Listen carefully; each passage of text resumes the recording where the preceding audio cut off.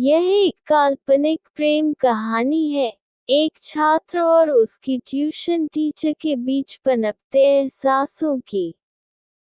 ये कहानी भावनाओं, उलझनों और आत्म-संयम की एक गहराई लिए है। उनकी आंखों में सवाल था, और मेरे दिल में जवाब। भाग 1, पहली मुलाकात।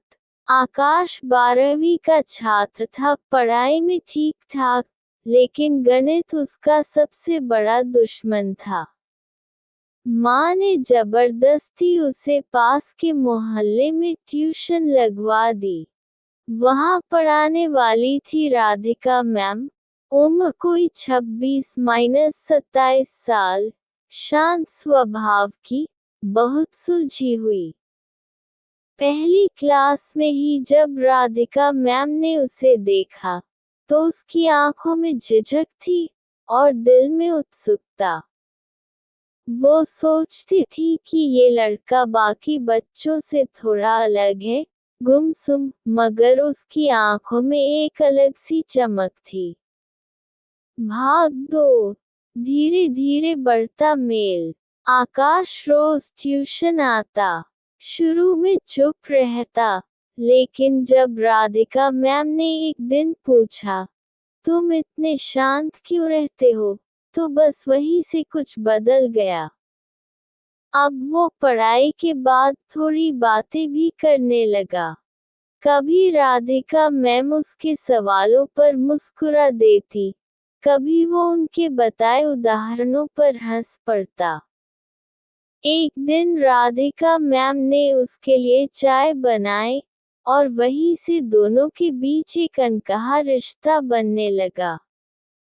दोस्तों, अगर आपको हमारी कहानी पसंद आ रही हो तो हमारे चैनल को सब्सक्राइब जरूर करना और वीडियो को लाइक करना तो बिल्कुल मत भूलना, और कमेंट में जरूर बताना कि आपको कैसी कहानी पसंद है। और दोस्तों, हाँ, ध्यान से एक और बात सुनिए कि यह जो भाग चल रहे हैं, इन भागों में अगला भाग सुनने के लिए हमारे चैनल सब्सक्राइब जरूर करना, ताकि आपको अगला भाग सुनने में कोई परेशानी ना हो। धन्यवाद आपका दोस्तों।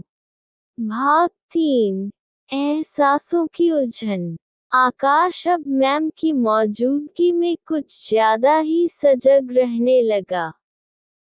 वो उनके हर शब्द को याद रखता, उनकी तारीफों को अपने दिल में संजोता। उसे समझ नहीं आ रहा था कि ये आदर है, आकर्षण है, या कुछ और। राधिका मैम भी इस बदलाव को महसूस कर रही थी।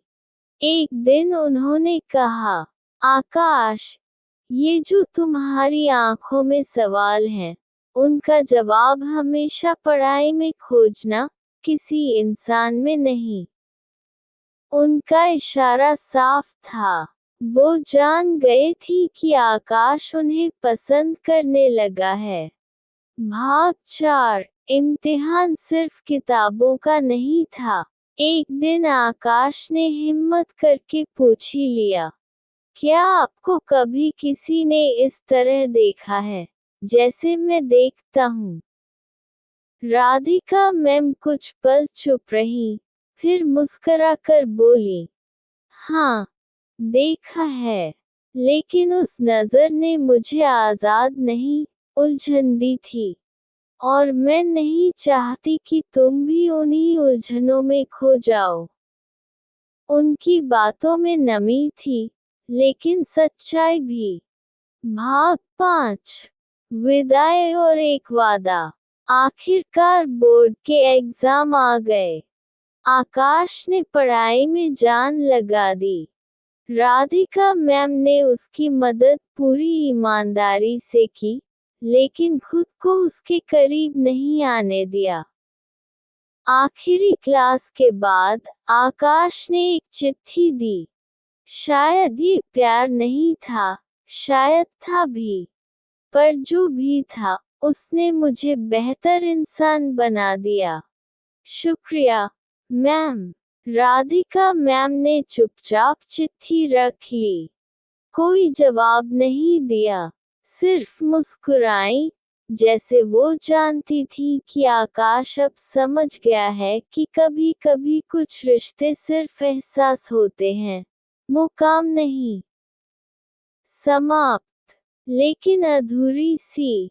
अगर आप चाहें तो मैं इस कहानी को आगे बढ़ा सकता हूँ। 5 साल बाद, जब आकाश फिर से राधिका मैम से टकराता है, क्या वह अधूरी कहानी पूरी होगी? बोलिए, क्या आगे का भाग सुनना चाहेंगे?